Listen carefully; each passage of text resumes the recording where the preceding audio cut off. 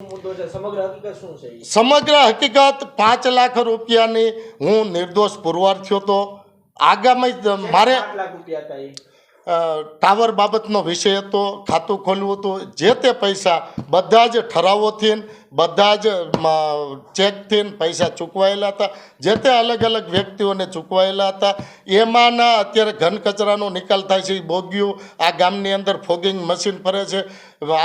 આ ગામ પંચાયતની અંદર જે પંચાયત બિલ્ડિંગ બન્યું છે એમાં હાઈકોર્ટની અંદર કેસ દાખલ થયો હતો, એ કેસના વકીલ ફી આપેલી છે. અલગ અલગ દ્વારા કોઈને કોઈ સરકારી યોજનાઓ આજની તારીખે આ પૈસા વાપર્યા છે એને ચાલુ છે. આ બધા જ પંચાયતના ઠરાવ, ચેક અને વાઉચરોથી અપાયેલા પૈસા હતા.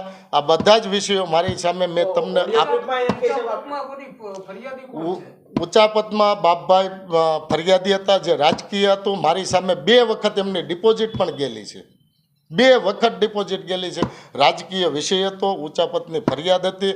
જે મારે આ ભાઈ એમ કહે છે કે મેં એને મદદ કરી હતી, હાઈકોર્ટમાંથી હું હુકમ લાવેલો છું. હાઈકોર્ટમાં ભાઈ તમારી મદદ થતી હોય તો મને ખબર નથી, કે લેટર લખ્યા હોય તો ખબર નથી, સાબિત કરો. હું જાહેર જીવન છોડી દેવા તૈયાર છું.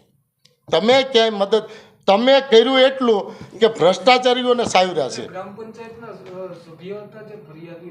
નહીં, ગ્રામ પંચાયતમાં મારી સામે સરપંચ તરીકે લડ્યા હતા અને એમની ડિપોઝિટ પણ ગયેલી હતી. આ ઓન રેકર્ડ છે.